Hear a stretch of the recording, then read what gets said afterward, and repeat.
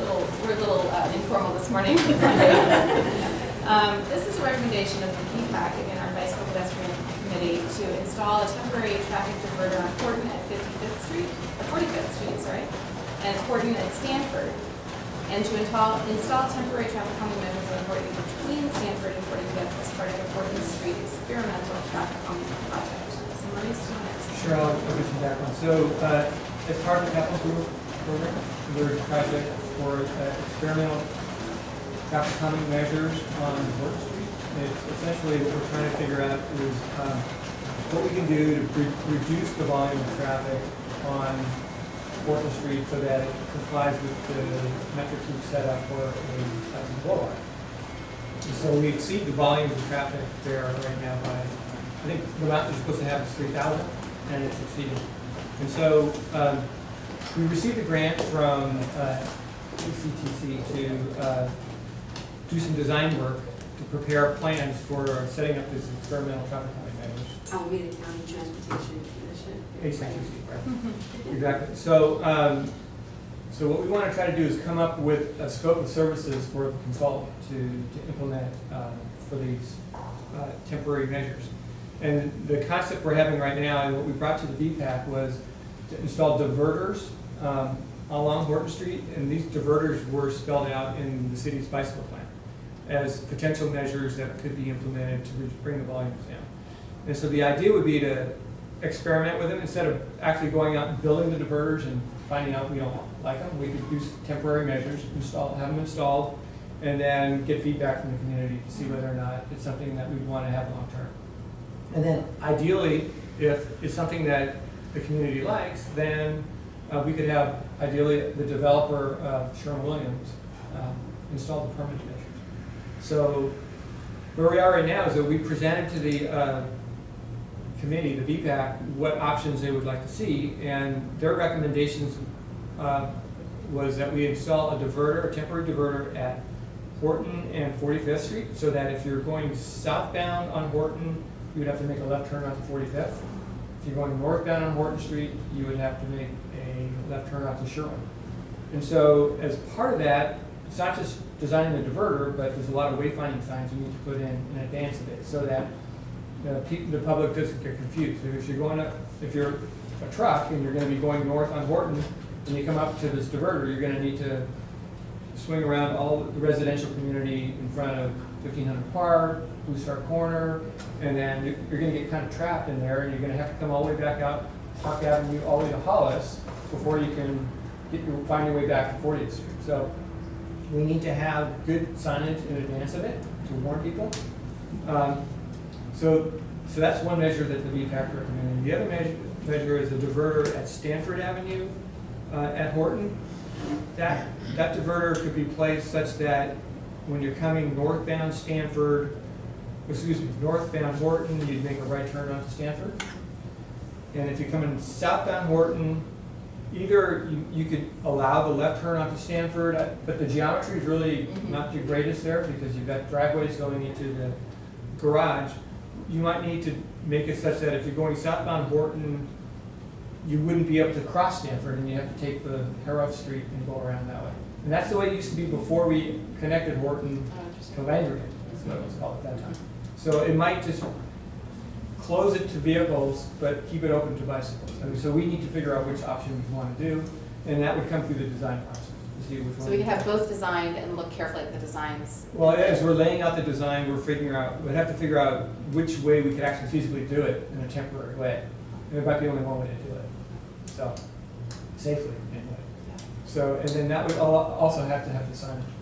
And so those are the recommendations of the BPAC. In addition, between Stanford and Horton, they were looking at trying to slow the cars down because their vehicles are driving pretty fast there. So they would be looking at temporary measures like maybe putting striping on the street and maybe some temporary bulb outs that we could build to try to contain that and slow down the traffic. So that's the recommendation of the BPAC, and it needs to go forward to City Council. But I would say that before the council act on it, you'd want to do a public hearing. You'd maybe want to notice the neighborhood to say that we're going to try this out so that people aren't surprised by the fact that we're putting in the diverters. And you think would be wise to do before the scope of work is put forward? I would suggest that before the city council makes a decision on trying to implement it, we notice the neighborhood.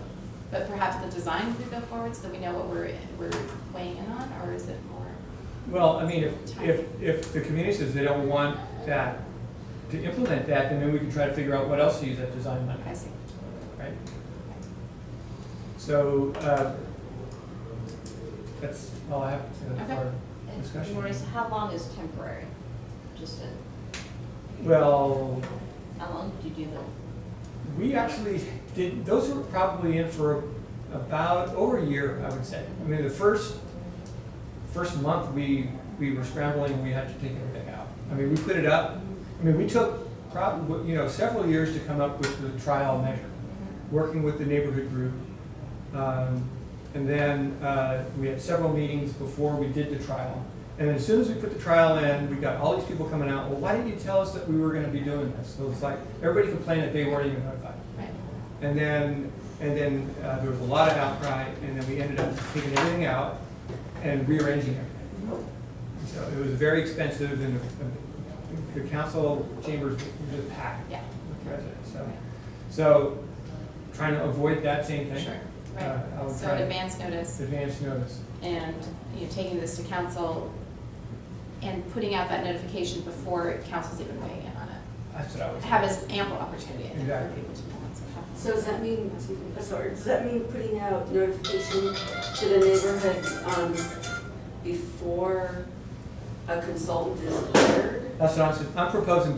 We want to really have the council agree on what the scope's going to do, and then we can work with the consultant to get a proposal from them to do that work. So are you equating the council with the community? Because I was just thinking, for a layperson to sort of imagine what it might look like, It's hard. it might be hard to do without Well, actually. I don't think it's what it looks like. It's more of like understanding, hey, we're going to put up diverters at 45th. It's going to affect the street. We'll do it well, we'll make Yeah. it work, but Yeah. this is where we're kind of thing and talk Right, about yeah. that. That's, So let's talk about what that session and community input might look like, because I think that's really critical for us. Ken, did you? Yeah, I have been opposed to this project from the very beginning. We have all these other approved developments on Horton Street, which have factored in this as a through street, so I don't know how it impacts the environmental studies for those projects. You're already over capacity, so how do you expect to add a 400-unit residential project with retail and try to limit the traffic on Horton Street? It's not practical. If you want to have a bus line that's going to go down there eventually, it's not going to work. We're going to have a pedestrian bike bridge over there. People are going to want to park and walk over the Bay Street. So I think what you're doing is contrary to the economic development of the city. If you have 4,000 cars a day there now, who are you going to impact? How are people going to have to change their daily routines based on this? And then what are you going to do to traffic on Hollis Street? We have never had a citywide public meeting to discuss this issue, and it's like we're trying to get this done because we're not sure whether it's going to work. And even with all the public meetings you had at the Triangle, you had an outcry of people.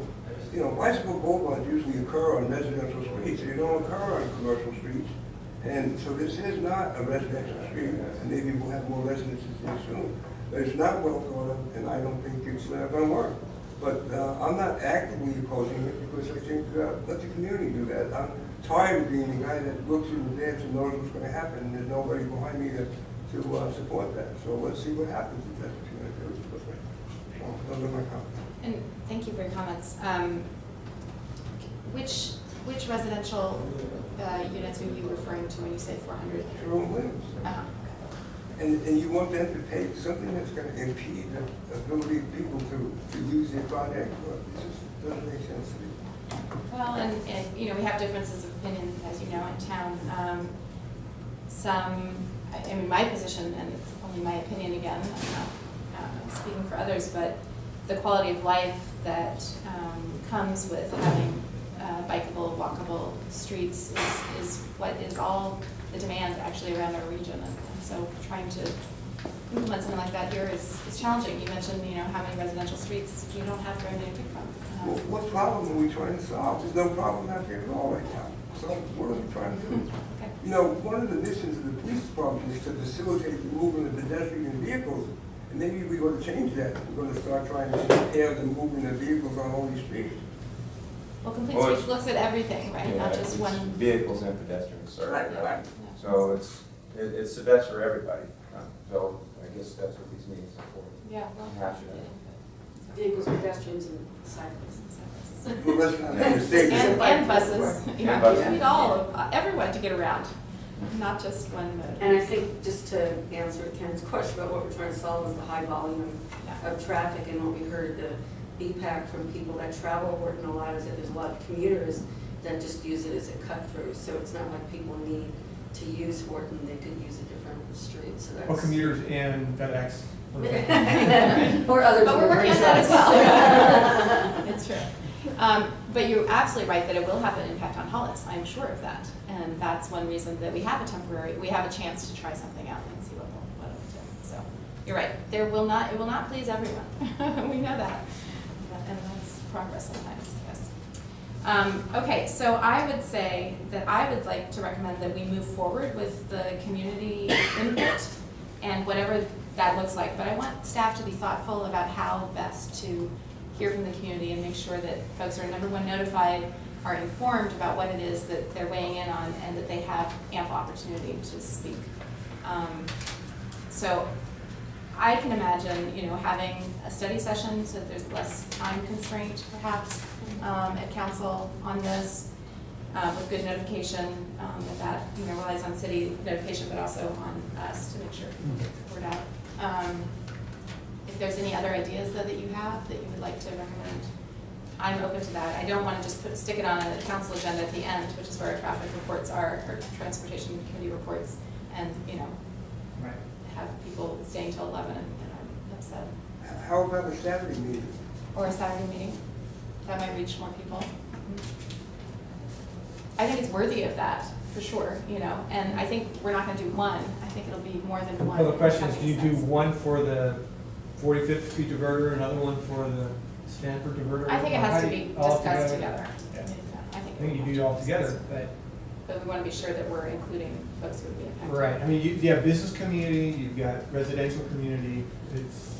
And you've got the cycling community, there are folks who bike through Emeryville who don't live here, right? We know that that's, especially with the connections, it's a real. Well, the business community, you can put it on the economic development committee meeting, so that would be during the day, and business people would show up. Just 12 o'clock on the first Wednesday, so that makes sense. Yeah, we could have it where it does the rounds, if that's us, public safety committee would make sense as well, to But nobody discuss it. attends those. But nobody attends them, okay. Maurice, I was just wondering about the timeline, since there's funding attached I need to this. talk to the grantor. So, okay. Yeah. Yeah, because, we're talking about this sort of lengthy That could be public several months, process. Right, By I the need time- to check that, Yeah. I need to check that. Okay, so we've had the ideas of a study session and a Saturday meeting, and then some way to tap into the business community, the economic development. Lunchtime. A lunchtime. So is it possible,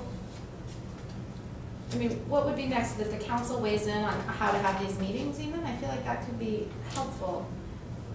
Staff could You can recommend forward this, something, forward this up to the council to say, let's pick the best methods here, strategy rather, for communication and decision-making around this. But try and do that within the next, our meetings look crazy for the next 2 months, but, So, We can try to. have this going through in September or something. well, so, yeah, that's what I was thinking. Yeah. So the transportation committee meeting for this report would be on July, right? So this July, you could be discussing the public meetings that you want to have, right? July 15, Is that? I assume? Is it That's usually- 15? I thought it was 26. The second council meeting. meeting is the City council. 15th. Yeah, oh, So yeah. Yeah, this so would yeah. have that time could to be, get. there could be discussion there on that. Yes. So we wouldn't move forward with the study sessions probably till September, October. Right, great, But at least get council aware. All right. Come back sign off on the here. process, and you'll have more information on their funding. Yes, which I'll keep back, I'll be on vacation during that meeting. That's right. I'm sure someone will send that. Well, I'll record it so you. Excellent watching from France. I'm sure. Exactly. France. They don't have internet in France, do they? I'll get FaceTime. Yeah, they do, believe it or not. I get people watching from Europe, Vietnam. I can't believe some of the people Wow. that are watching these meetings. That's great. All right, well, I think that sounds like a plan, and of course, we would love to have the business community and FedEx also weigh in on that, but it's good to have you informed about what we're discussing. Absolutely. Yeah. Great. If there's nothing further, I think we're clear on that. Let's move